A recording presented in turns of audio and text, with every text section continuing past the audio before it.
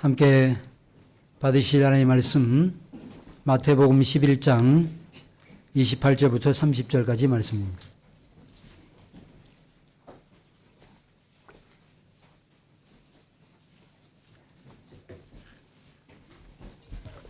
마태복음 11장 28절부터 30절까지 말씀 찾으신 줄 알고 제가 받들어 읽겠습니다. 수고하고 무거운 짐진 자들아 다 내게로 오라. 내가 너희를 쉬게 하리라. 나는 마음이 온유하고 겸손하니 나의 멍에를 메고 내게 배우라.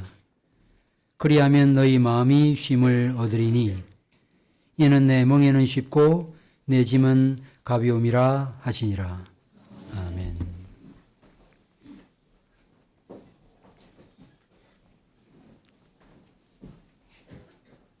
하나님께서 최초 인간을 창조하실 때 선언하셨던 복은 인간의 타락 이후 저주로 바뀌고 말았습니다. 이후 여자는 해산의 고통을 겪어야만 되었고 남자는 땀을 흘리며 수고하지 아니하면 먹고 살 수 없는 상황에 처하게 되었습니다. 아담의 후손인 저와 여러분들도 예외일 수 없습니다. 남녀노소 빈부격차를 막론하고 우리 모두는 삶의 무게를 지고 살아가고 있습니다.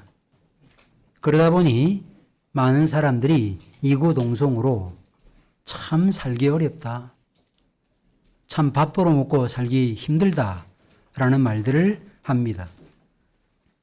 어떤 사람들이 너무 어렵고 힘들어서 더 이상 버텨낼 수 없고 이 굴레로부터 벗어날 가능성이 없다는 사실 때문에 낙심하기도 하지요. 그래서 이런 사회를 가리켜 혹자는 피로사회라고 정의를 하기도 했습니다. 그런데 수고하고 무거운 짐진 자들 중에 속하는 사람들은 단지 이런 인생고를 지는 사람들만이 아니라 유대 지도자들이 만들어 놓은 613가지의 법을 지키느라 힘들어했던 이들도 포함되어 있습니다. 이런 일은 교회가 이 땅 가운데 존재하는 한 언제든지 발생할 수 있습니다. 공동체가 원하고 한 목회자가 목표하는 바를 이루기 위해서 많은 모임들, 많은 규칙들, 성경이 말하지 아니한 그런 직분자의 자질, 이런 것들을 만들어 내어서 그것을 지키느라 어려움을 겪는 일들은 중세교회만의 일이 아니고 오늘 이 시대에도 일어날 수 있는 일입니다. 이처럼 하나님이 명하지 아니한 일이 규칙과 법도가 되어져 버리면 예수 믿는 일이 기쁨과 즐거움이 아니라 해야만 되는 의무가 되어버리고 직분 수행하느라 자기 영혼은 공고하고 지칠 수밖에 없는 것입니다. 주님은 이런 인생들을 향해 수고하고 무거운 짐진 자들아 다 내게로 오라고 말씀하였습니다. 성경을 읽어 나가다가 이 말씀만큼 지치고 상한 우리에게 심령의 위로를 주는 말씀은 없을 것입니다. 그런데 만약 수고하고 무거운 짐진 자들아 다 내게로 오라, 내가 너희를 쉬게 하리라는 이 말씀을 제가 한다면 여러분은 이 말씀을 통해서 위로와 안식을 얻으실 수 있겠습니까? 당연히 그럴 수 없을 것입니다. 왜냐하면 저 역시 지치고 상하고 무거운 짐을 지느라 심령이 짓눌린 사람의 범주로부터 벗어날 수 없는 존재이기 때문이지요. 그러나 우리 구주이신 예수님은 지쳐서 무거운 짐진 자들의 문제를 해결할 수 있습니다. 왜냐하면 그분은 없는 것에서 모든 것들을 있게 하신 분이시죠. 온 우주 만물을 창조하시고 지금도 통치하시고 다스리시는 분이십니다. 그럼에도 그 영광의 자리를 떠나 범죄한 인생들을 구원하시기 위해서 이 땅에 오신 구주이기 때문입니다. 적어도 믿는 자들 중에 지금 여기 나와 앉아 있는 분들 중에 이 사실을 믿지 않는 분들은 아마 거의 없을 것입니다. 그럼에도 우리 중에 이런 조바심에 가득 찬 질문을 하는 분들이 있습니다. 예수님이 지치고 무거운 짐진 자들의 그 형편과 처지를 과연 헤아려 주고자 하는 의지를 가지고 계신가? 나처럼 이렇게 막 굴러먹은 이런 인생들도 과연 주님이 받으시는가? 주님은 죄가 하나도 없는 분인데 내 죄로 인한 죄책감의 문제를 과연 그분은 인지할 수 있는가? 과연 나의 아프고 힘든 마음을 아실까? 한 번도 죄인 되어 보신 적이 없는 그분이 죄인은 우리 마음속에 있는 죄책감으로 인한 상처와 고통을 과연 이해하실 수 있겠는가라는 의문을 갖고 있는 분들이 있을 것입니다. 저는 여러분들을 다 이해할 수 없고 여러분들은 제 마음을 다 이해하실 수 없습니다. 짐작은 할 수 있겠지만 구체적으로 무엇 때문에 영혼이 공고하고 힘들어하는지 여러분들은 알 수 없고 저도 여러분들의 마음생들을 다 알 수는 없습니다. 그러나 우리 주님은 그런 분이 아니시죠. 히브리서 기자가 뭐라고 말씀했습니까? 우리에게 있는 대제사장은 우리의 연약함을 동정하지 못하실 이가 아니요 모든 일에 우리와 똑같이 시험을 받은 이시로되 죄는 없으시니라고 말씀했습니다. 주님은 죄가 없으신 분이시지만 인생들이 범한 모든 죄, 저와 여러분이 범한 모든 죄들을 한 몸에 받으시고 그 죄에 따르는 아픔을 아파하셨고 그 죄의 결과인 사망의 고통도 직접 철저하게 경험하였습니다.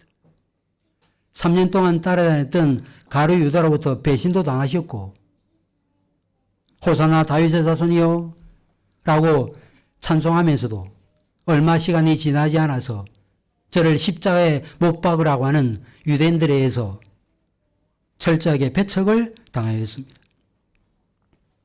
이런 분이기 때문에 단지 지식적으로만 헤아려 하는 그런 분이 아닌 실제로 우리의 모든 고통과 아픔을 인간의 몸을 입고 겪으신 분이기 때문에 우리가 겪는 모든 고난과 어려움은 물론이거니와 상실감, 부끄러움, 우울감, 실패의식 등등 인생이 겪는 모든 아픔과 상처를 다 알고 계십니다.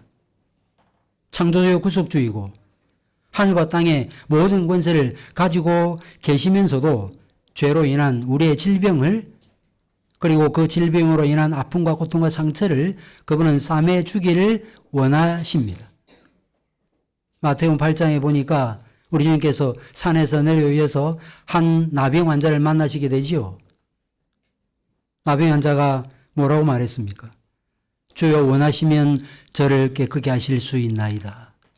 그럴 때 주님께서 손을 대시며 그의 상처에 손을 대시면서 내가 원하니 깨끗함을 받으라고 말씀하였습니다. 이처럼 주님은 우리가 어떤 사람이든 어떤 상태에 처해 있든 간에 우리 문제를 해결할 수 있는 능력은 물론 의지도 가지고 계십니다. 이 사실을 주님께서 말씀하신 다음 오늘 본문을 말씀하고 있는 거예요. 이 사실을 쭉 말씀하셨다고 볼 수 있습니다. 오늘 본문 앞에까지. 그런 다음에 수고하고 무거운 짐진 자들아 라고 말씀했습니다. 이런 인생들을 향해 주님은 먼저 수고하는 자라고 말했습니다. 수고하는 자, 이 단어는 지치다, 피곤하다, 또한 애쓰다는 뜻을 갖고 있습니다. 지쳤다는 이 말은 그 일과 관련해서 나름대로 무진 애를 쓰고 노력했다는 말이에요. 노력하다가 안 돼서 지쳐있다는 뜻입니다. 여러분도 어떤 일을 할 때 지칠 때가 있죠. 참 지친다. 그냥 그만두고 싶다. 그냥 내려놓고 싶다. 그런 마음을 가질 때가 있지 않습니까? 그것이 직분일 수도 있겠고 어떤 경우에는 심각하면 자기 생 자체도 그냥 내려놓고 싶은 그런 마음을 가질 때도 있는 것이 사실입니다. 주님께로 갈 수 있는 사람들이 누굽니까? 이처럼 무거운 짐을 지느라 지친 사람들이에요. 여기서 무거운 짐은 앞서 말씀한 바대로 인생고를 의미할 수도 있겠고 경제적 부담감을 의미할 수도 있고 어려운 관계 가운데 있는 인간관계로 인한 부담감일 수도 있겠습니다. 실제로 요즘 사람들이 지는 짐 중에 많은 짐 중에 하나가 관계에 대한 두려움이에요. 사람에 대한 두려움, 상사를 어떻게 대해야 될 것인가? 어떻게 동료를 대해야 될 것인가? 이 경쟁 사회에서 내가 어떻게 하면 사람들에게 큰 피해 주지 않으면서 내가 원하는 소개의 목적을 달성해야 되는가? 이런 여러 가지 어려움들이 우리 가운데 있는 것이죠. 왜 그렇습니까? 서로를 위하는 사회라고 하면 이런 긴장하는 마음을 갖지 않을 것이지만 오늘 이 시대, 여러분과 제가 사는 시대는 서로를 적대시하는 경향이 강한 시대예요. 남을 짓누르고 내가 올라서겠다라고 하는 이런 생각으로 팽배한 사람들이 살아가는 시대가 저와 여러분이 살고 있는 시대라는 것입니다. 이것도 무거운 짐이죠. 또 뿐만 아니라 무엇이 무거운 짐입니까? 죄와 그 죄로 인한 결과, 죄의 싹슨 사망이라 그랬죠. 평생 죄의 종로로 하고 평생 사망의 종로로 하는 이런 일로 인한 무거움도 이 무거움 중에 속한다고 할 수 있겠습니다. 그런데 어떤 사람들은 자신이 져야 될 짐, 가정 문제, 직장 문제, 인간관계 문제 중에 자신이 져야 될 짐을 염두에 두고 십자가라고 표현하는 분들이 간혹 계세요. 그래서 그것은 내가 평생 져야 될 십자가다. 이런 이야기를 하는데, 그러나 앞서 제가 예로 든 것은 짐이지 십자가가 아닙니다. 십자가를 진다는 것은 옛사람을 십자가에 처형시키는 것을 의미하는 것입니다. 모든 보편적 사람들이 져야 될 짐이나 죄로 인한 짐을 가리키는 것이 아니에요. 그러므로 십자가는 져야 되지만 짐은 내려놓아야 되는 것입니다. 그러면 우리는 이 짐을 누구에게 내려놓아야 되는가? 당연히 예수님께 내려놓아야 합니다. 주님은 수고하고 무거운 짐자들에게 다 내게로 오라. 내가 너희를 쉬게 하리라고 말씀했습니다. 이 말씀에서 우선적으로 중요한 말씀, 강조점은 내가라는 이 말에 있습니다. 내가라는 이 말, 문자적으로 번역하면 바로 나다, 바로 내가 이런 뜻이에요. 그냥 내가라는 말이 아닙니다. 강조용어로서 1인칭이에요. 바로 내가, 다른 어떤 사람이 아니고 내가 바로 너의 무겁고 지친 마음을 헤아려주는 그런 존재라고 말씀하신 것입니다. 말하자면 너의 수고하고 무거운 짐을 지를 수 있는 존재는 바로 나다. 이런 뜻입니다. 그래서 주님은 쉼에 먼저 초점을 맞추기보다 바로 내가라고 하는 이 말에 초점을 맞추었습니다. 왜 그러면 이것을 먼저 강조해야 될까요? 쉼을 말할 때 왜 쉼을 먼저 말씀하지 않고 왜 내가라고 말씀해야 될까요? 그것은 쉼이라고 하는 것은 그리스도를 떠나서 하나님을 떠나서는 쉼을 생각해 볼 수 없기 때문이죠. 출애굽기 33장에서 모세가 이런 기도를 했습니다. 금송아지 우상숭배 사건의 죄를 금송아지 우상숭배 죄를 범하고 난 다음 모세가 이렇게 간구했습니다. 주께서 내게 이 백성을 인도하여 올라가라 하시면서 나와 함께 보낼 자를 지시하지 아니하셨나이다 라고 간구했습니다. 이 간구를 들으신 하나님께서 내가 친히 올라가리라고 말씀했습니다. 내가 친히 올라간다라고 말할 때 그 친히라는 단어는 내 얼굴이라고 하는 뜻입니다. 모세가 하나님을 보여달라고 했을 때 하나님께서 얼굴을 보여주지 않고 등만 보여줬죠. 따라서 얼굴이라는 이 말은 하나님 그분 자체, 그분의 본질을 가리키는 것입니다. 하나님은 보내실 때 우리를 어떻게 보내시는가? 하나님 그분 자신보다 못한 존재를 보내시지 않고 그분과 같은 존재를 보내시죠. 그분이 바로 성자 예수님이십니다. 결국 왜 주님께서 내가라고 말씀하실까? 출애굽기 33장 말씀을 염두에 두셨기 때문이죠. 내가 친히 올라가리라. 내가 친히 가리라. 말씀하신 것입니다. 근데 그 다음 말씀이 뭐냐? 내가 친히 가리라. 내가 너를 쉬게 하리라. 이 말씀이 곧 이어 나타납니다. 이 말은 하나님이 함께 가심이 쉼이라는 거예요. 하나님 그분의 임재 앞에서 그분 안에서 그분과 연합하는 것 자체가 안식의 쉼이라는 것을 우리에게 보여주는 것입니다. 선지자 예사야는 하나님이 어떤 분이시며 어떤 일을 하시는지에 대해서 이렇게 말씀했습니다.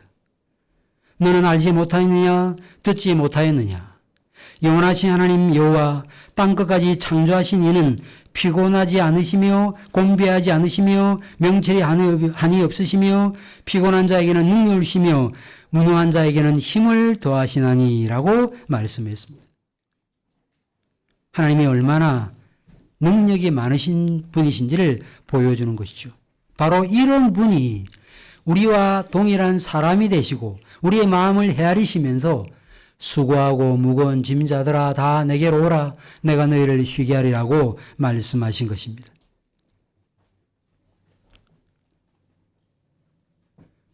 두 번째 강조점은 쉬게 하리라는 말씀이에요. 쉬게 한다. 이 말씀은 어떻게 해야 되는가? 이 말씀은 문자 그대로 그냥 쉬게 한다라는 뜻도 있지만 기운을 차리게 한다. 힘을 얻게 한다는 뜻이 있습니다. 출애굽기 23장 12절 말씀이 그거예요. 너는 엿새 동안에 내 일을 하고 일곱째 날에는 쉬라. 내 소와 나귀가 쉴 것이며 내 요종의 자식과 나그네가 숨을 돌리리라고 말씀했습니다. 이 말씀에서 숨을 돌리리라는 이 말씀은 기운을 차릴 수 있게 하리라는 말씀이에요. 더 이상 너 일 하지 말고 그냥 여기 퍼져서 그냥 여기서 그냥 잠이나 자라는 뜻이 아니고요.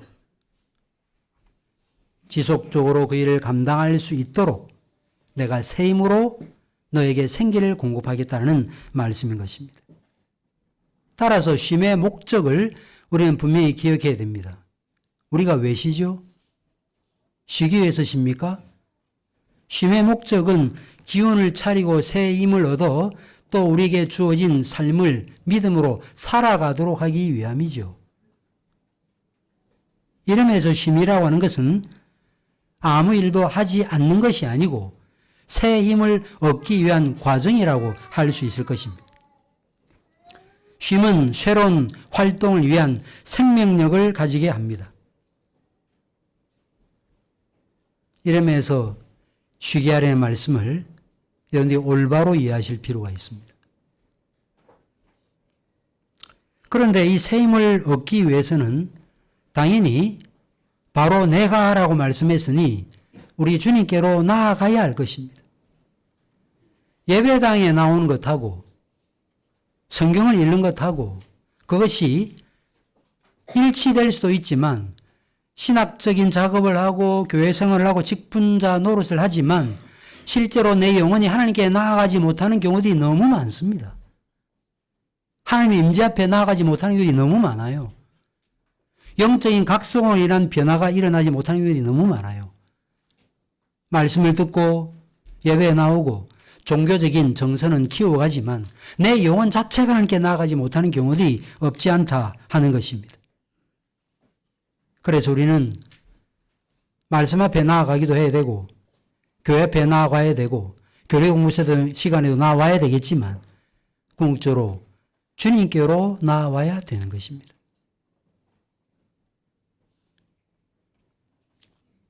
주님은 수고하고 무거운 짐자들에게 오라고 말씀했습니다. 오라. 내가 갈 테니 너 그냥 거기 앉아 있으라고 말씀하지 않고 오라고 말씀하셨어요. 오라는 이 말은 우리가 그분께 가야 된다는 것을 교훈합니다. 그냥 넉넉히 앉아 계시면 안 되는 거예요. 내 영혼을 하나님께 맡겨야 되는 것입니다.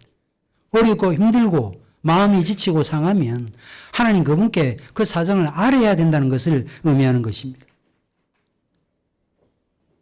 따라서 우리는 오늘 본문을 읽으면서 우리의 책임을 다해야 돼요. 주님의 부르심에 책임 있는 반응을 보여야 되는 것입니다. 그것이 지각 있는 이성적 피조물로 거듭난 신자로서 합당한 삶의 자세와 태도가 아니겠습니까? 예수님은 아버지께서 내게 주시는 자는 다 내게로 올 것이요 내게 온 자는 내가 결코 내어 쫓지 아니하리라고 말씀했습니다.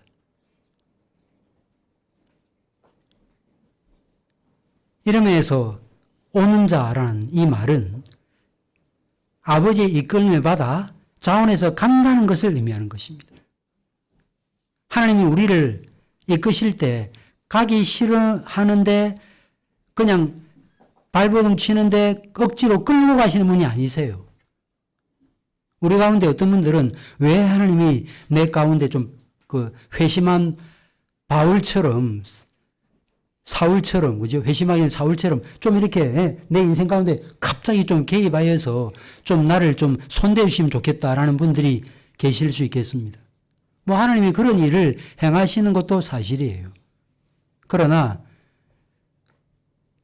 그렇게 하시면 여러분이 많이 다치고 상하시죠. 꺾이시죠.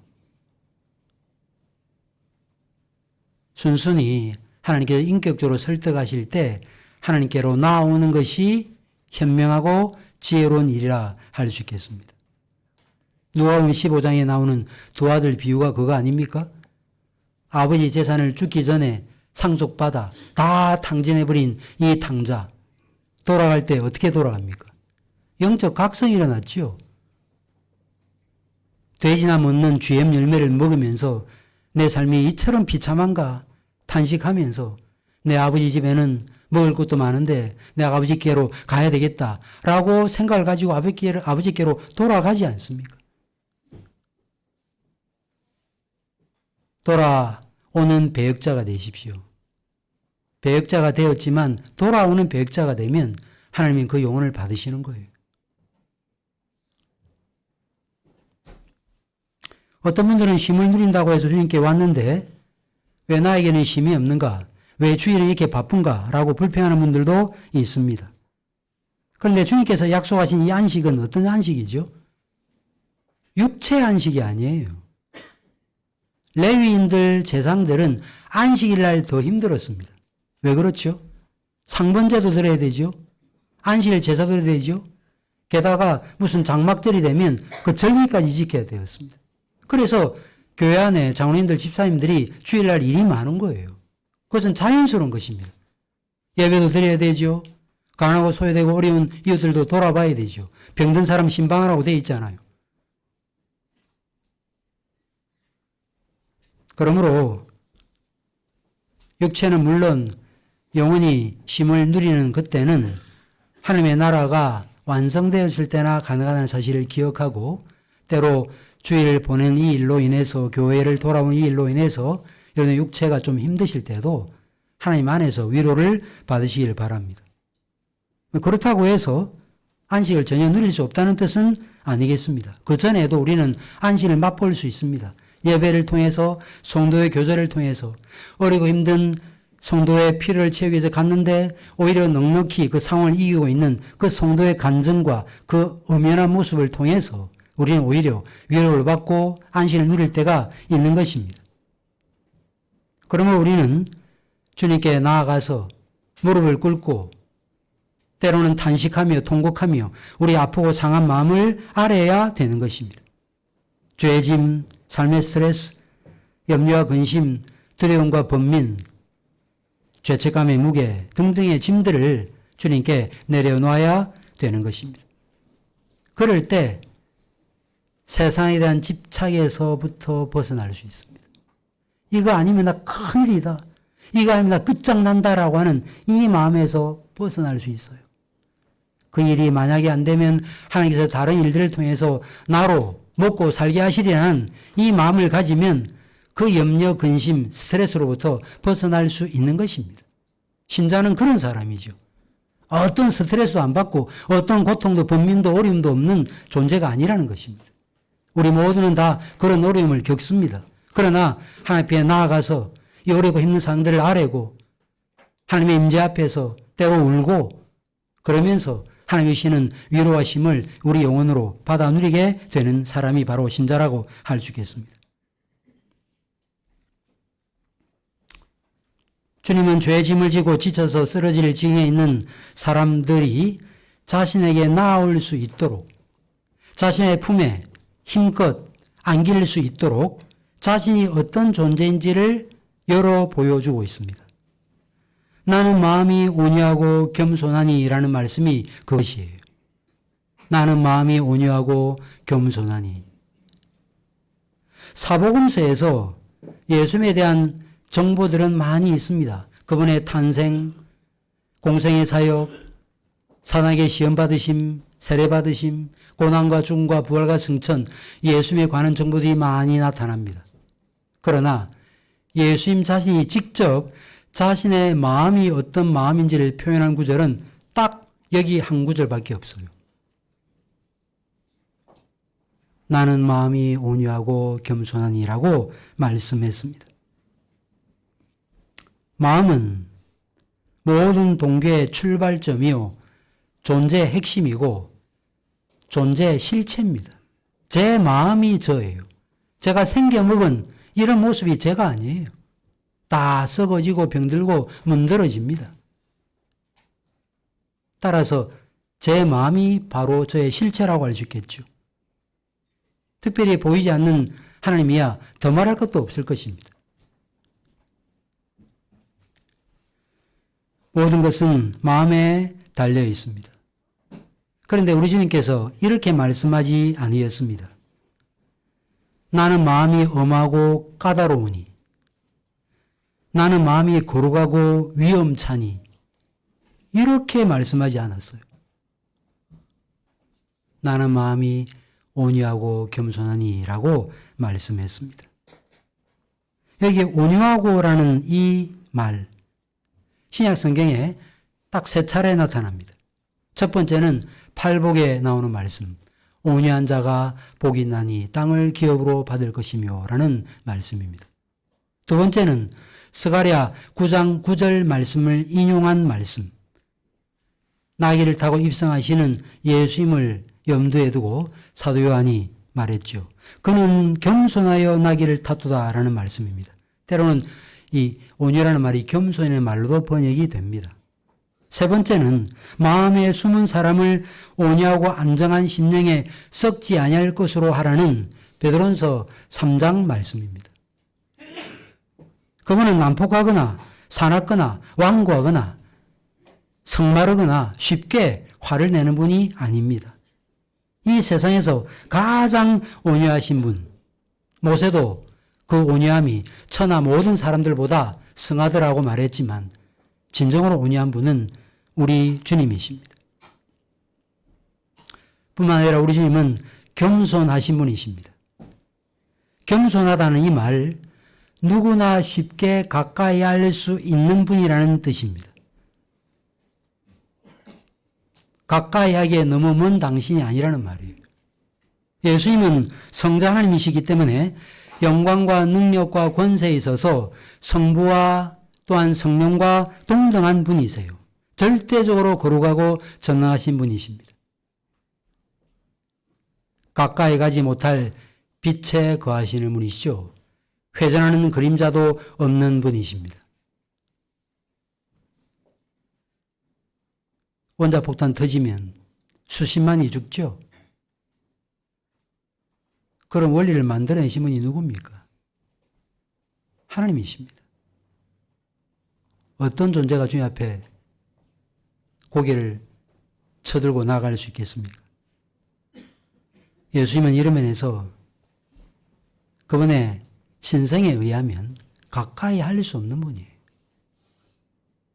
그런데 비비 워필드가 오늘 본문 마음이 온유하고 겸손하니 라는 이 말씀을 염두에 두고 이런 말을 했습니다. 그분이 이 땅에서 살면서 남기신 인상들 중에서 고귀한 겸손의 태도보다 저희들의 의식 속에 더 깊이 각인된 것은 없다. 그분이 능력을 행하고 병든 자를 고치고 죽은 자를 살리고 이런 것들도 물론 마음과 기억에 남아 있었겠지만 바로 이 말씀, 그런데 그렇게 크신 분이 온유하고 겸손하다는 이 사실을 이것보다 저들의 마음과 기억 속에 더 깊이 각인된 것은 없었다라고 말했습니다. 우리가 주님을 가까이 하고 주님을 믿을 수 있는 이유가 바로 여기에 있습니다. 너무 높고 능력이 많고 모든 것을 꿰뚫어 보는 어떤 존재, 그 앞에 나아가는 것은 우리에게는 두려운 일이 될 것입니다. 그러나 주님은 그런 분이신데 가까이 할 수 있는, 쉽게 근접할 수 있는 그런 분이라고 말씀하신 것입니다.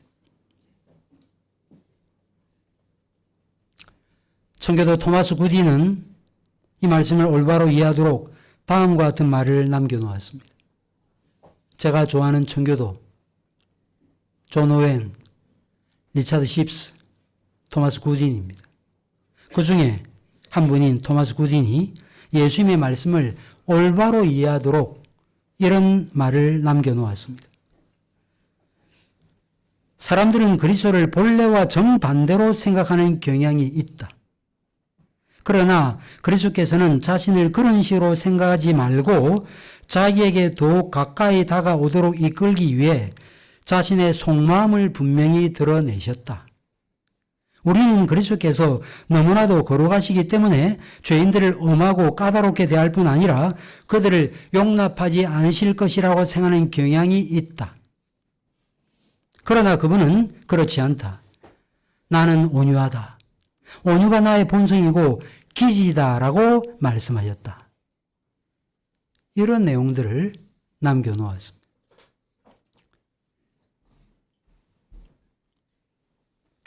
그럼에도 타락한 사람들은 항상 수치와 두려움과 번민과 우울의 정서가 그 밑바닥에 흐르고 있기 때문에, 불안하기 때문에 예수님이 나를 내쫓을 것이라고 생각하는 경향이 있어요.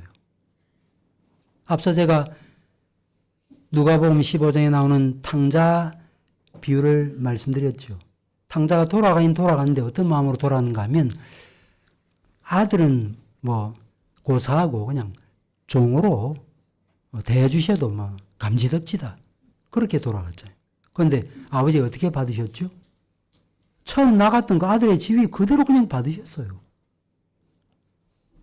네가 가져간 돈 계산하기 전에는 집에 들어올 생각 마라. 이런 말씀을 하지 않으셨습니다. 그럼에도 타락한 인간들은 주님께서 자신을 내어 쫓으실 것이라고 하는 이유를 끊임없이 만들어낸다는 것이에요. 제시한다는 것입니다. 주님으로부터 내침을 당할 만한 어떤 이유를, 어떤 문제가 생각나지 않을 때는 시간이 지나면서 그러면 이유가 없다면 아마 주님이 나에 대해서 실증이라도 내지 않겠는가? 그래야 나를 멀리할 것이라고 하는 막연한 생각을 한다는 것입니다. 왜 그런가 하면 인간의 죄된 심상, 이 심정으로부터 벗어나 있지 못하기 때문에 그래요. 그리고 권위자로 인한 상처가 그 마음에 여전히 남아있기 때문입니다. 사람은 어떻습니까? 부유할수록 가난한 사람을 멸시하죠. 잘생긴 사람일수록 못생긴 사람을 업신여기죠.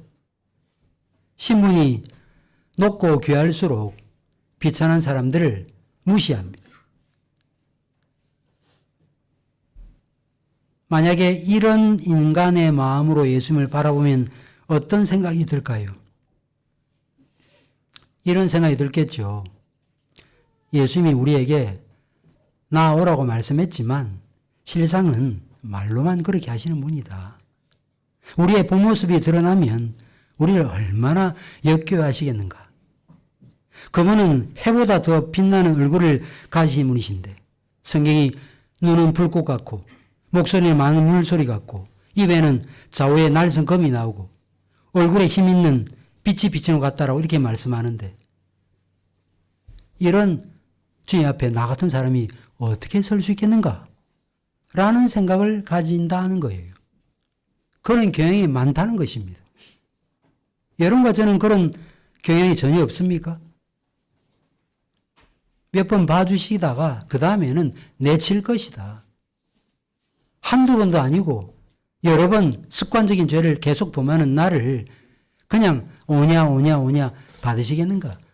어느 순간 버럭 화를 내시면서 나를 내치지 않겠는가라는 생각을 가지는 분들이 많다는 거예요. 그러나 주님 어떤 분이라고요?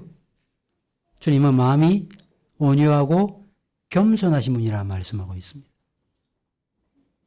하루는 베드로가 주님 7번 동일한 죄를 범한 자의 과실을 용서하면 되겠습니까? 그렇게 물었죠. 우리는 3-4번도 못하잖아요. 그런데 주님이 뭐라고 말씀했습니까? 70번씩 7번이라도 하라 그랬잖아요. 여러분 이게 이해가 됩니까?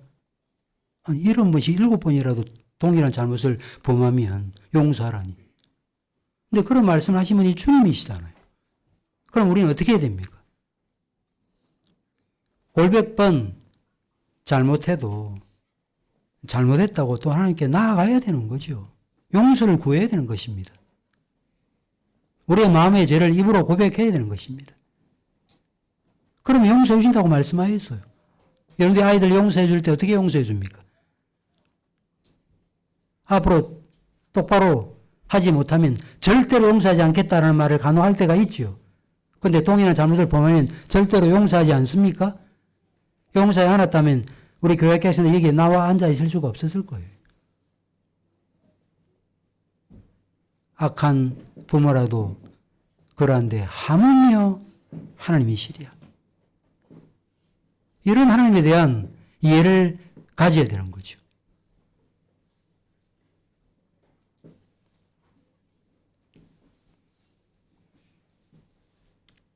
주님은 충분히 통회하고 내게 오는 자만 나오라고 말씀하지 않았습니다.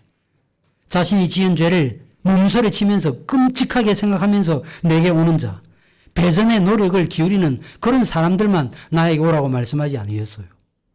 그냥 수고하고 무거운 짐 자들은 다 내게 오라고 말씀하신 것입니다. 여러분들 때로 공항에서 짐을 붙일 때 20kg입니까? 22kg입니까? 잘 모르겠지만 용량이 초과되면 어떻게 하지요? 짐을 줄이죠. 그래야 그 짐을 붙일 수 있습니다.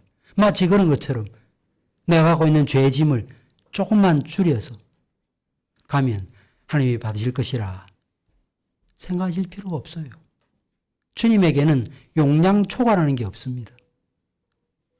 동성애 죄도 수십 명을 죽인 살인죄도 아니 몇백만을 죽인 죄도 용서받을 수 있는 것입니다.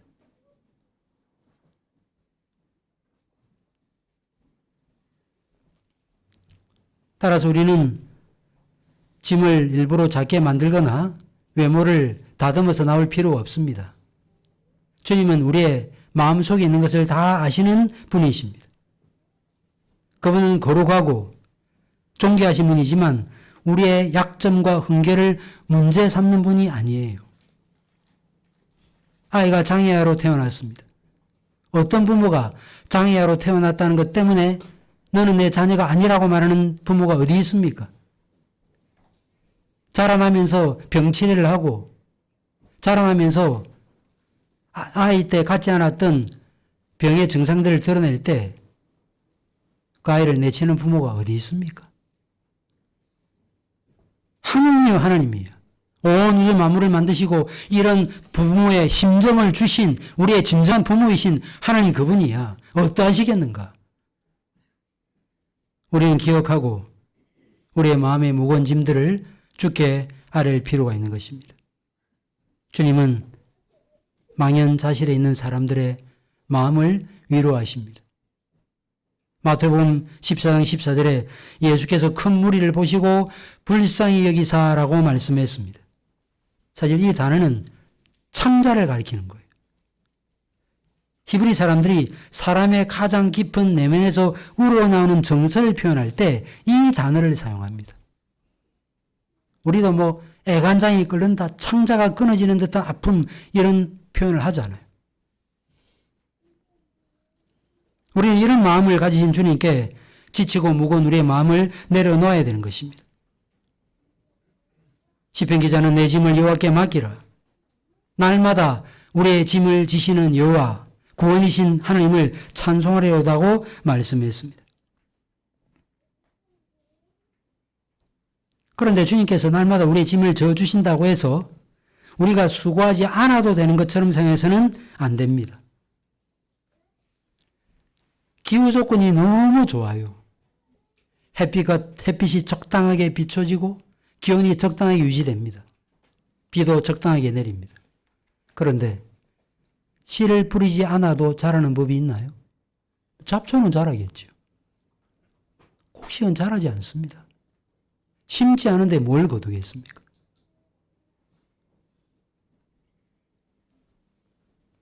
그러므로 우리는 이제 말씀드리겠지만 우리의 짐을 또 져야 될 필요가 있습니다.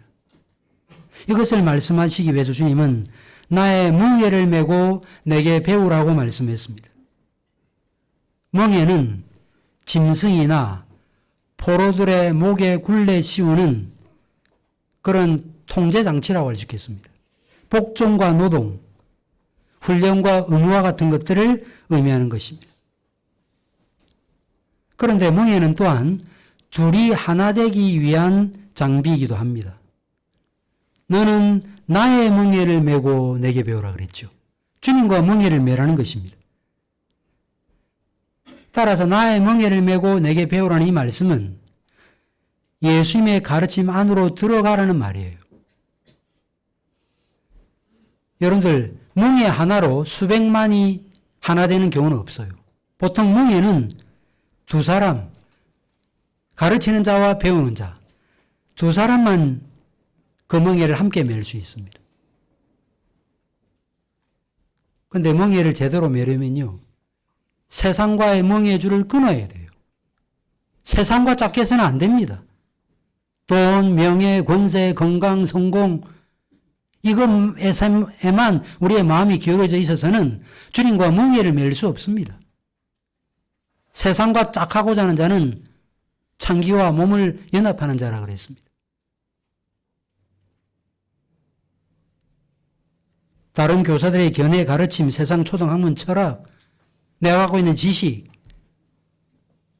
내가 배운 어떤 무엇, 그런 것들을 다 내던져야 되는 것입니다. 그렇다고 뭐 배우지 말라거나 이 세상 학문이 싸그리 쓸데없다, 그런 뜻은 물론 아니지요. 원리를 내신 분이 하나님이시기 때문입니다. 따라서 멍에를 맨다라는 이 말은 어떤 말일까? 우선 배우려면 배우는 자가 내가 이분으로도 가르침을 받아야 되겠다라고 하는 인격적인 수납이 있어야 돼요. 그래야 배워요. 당신 같은 사람이 뭘 나한테 이래라 저래라 해, 이런 마음을 가지는 한 그 사람부터 아무것도 배울 수 없습니다. 때문에 멍에를 맨다라는 이 말은 무슨 말입니까? 그리스도를 인격적으로 인정한다는 뜻입니다. 진정한 인격자로 인정한다는 뜻이에요. 예수님을 내 생의 주인으로 인정하고 그분을 모셔드리고 그러면서 그분으로부터 배우게 되는 것이죠. 안식은 그런 과정을 통해서 이루어진다는 것입니다. 그래서 앞서 28절에서 수고하고 무거운 짐진 자들아 내게로 오라 내가 너희를 쉬게 하리라고 말씀했죠. 그런 다음에 29절 내게 배우라. 그 다음에 그리하면 너희 마음이 쉼을 얻으리니, 육체가 아니고 너의 마음이, 너의 영혼이 쉼을 누린다고 말씀하신 것입니다. 멍에는 또한 똑같은 비율로 무게를 분배함으로 짐을 이전보다도 쉽게 가볍게 운반할 수 있도록 하는 도구예요. 함께 멍에를 지면 무거운 짐도 질 수 있습니다. 그러므로 우리는 주님과 함께 멍에를 메야 되고 그분으로부터 배워야 되는 것입니다. 주님이 우리에게 모든 멍에 다 벗어 던지라. 모든 속박하는 것들 다 풀어 헤쳐버리라. 그렇게 말씀하지 아니하시고 나의 멍에를 메라. 그러면 내가 너의 짐을 져주겠다고 말씀하신 것입니다. 그럼에도 신자들은 한 번도 멍에를 메어보지 않은 새끼 암송아지처럼 멍에 매기를 좋아하지 않습니다. 모든 사람들에게는 아담의 타락한 본성이 있거든요. 자기가 자기에게 대해서 하나님이 되고자 해요. 내가 모든 가치 판단의 기준이다. 내가 누구 말을 듣느냐? 나는 나다. 이 세상 사람들이 그렇게 가르치지요. 그래, 너는 너답게 살아라. 꿈을 꾸고 날개를 활짝 펴고 한번 날아봐라. 그렇게 날면 어떻게 되죠? 날개를 활짝 열고 창공에 몸을 던지면 떨어져 죽습니다. 하나님이 진정한 날개인데 하나님 없이 어떻게 날아보겠다고 만용을 부립니까?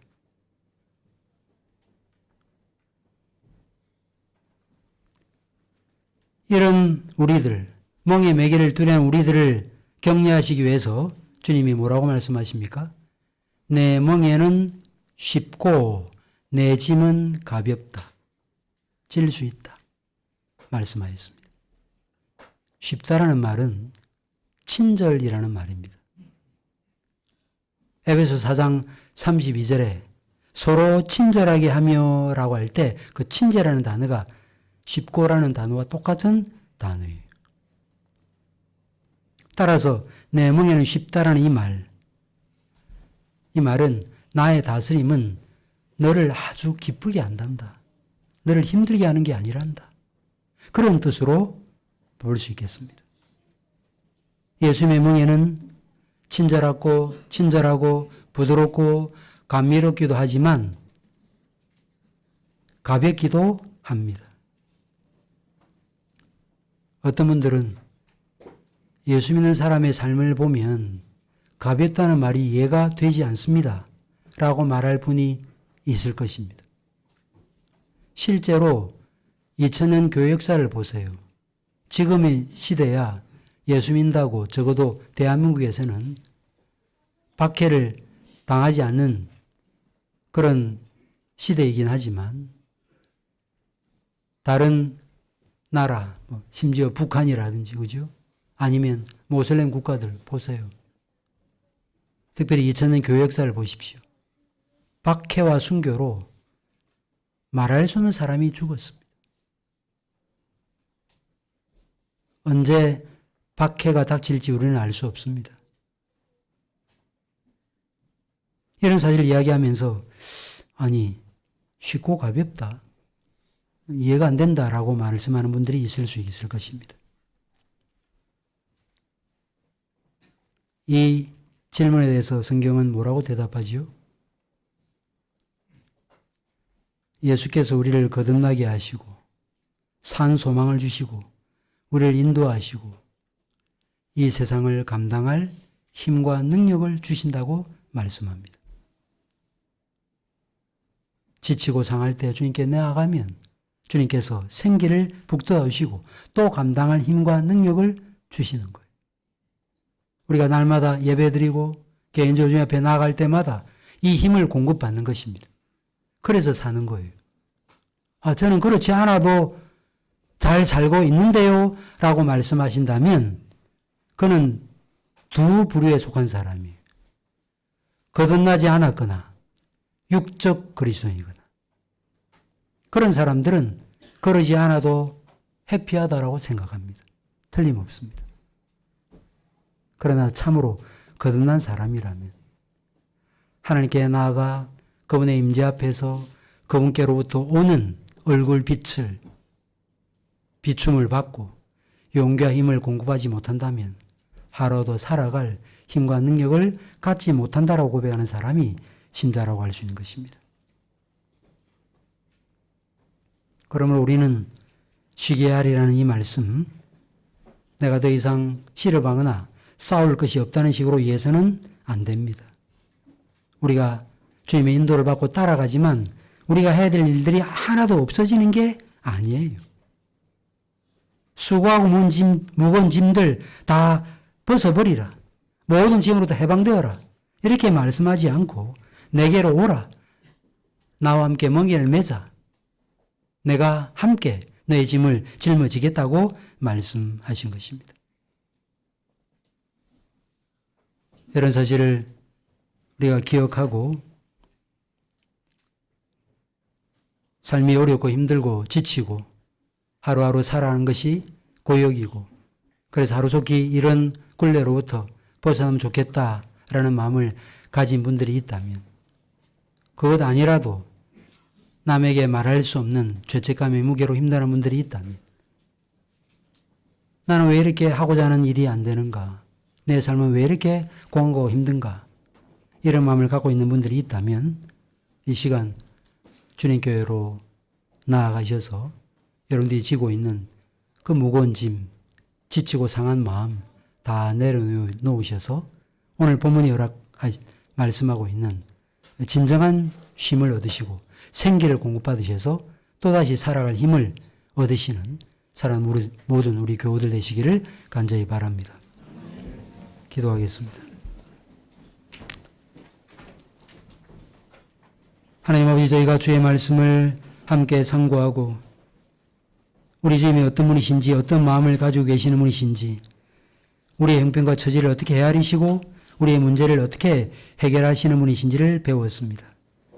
주님께 우리의 모든 지치고 상한 마음, 무거운 짐들을 다 내어 맡기게 될 때 주님과 멍에를 함께 매게 되고 그분께 주시는 참된 쉼과 안식을 누리게 된다는 이 사실을 꼭 기억하고 믿음으로 이 땅을 살게 하시고 신령한 하나님의 나라를 바라보게 하시고 힘들고 지칠 때 주께 나아가게 하시고 주님께로부터 오는 참된 위로와 참된 힘을 공급받아서 또 이 땅을 믿음으로 헤쳐갈 수 있는 놀라운 복을 허락하여 주시옵소서.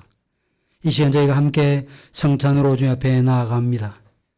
우리의 마음과 우리의 생각을 친히 정돈시켜 주시고 나는 힘이 없고 연약하고 부족한 인생들이지만 그러나 이런 인생들에게 나아오라, 나와 함께 먹자, 나와 함께 가자라고 말씀하시는 주님의 초청에 믿음으로 응답하는 복된 은총을 우리 모두에게 허락하여 주시옵소서.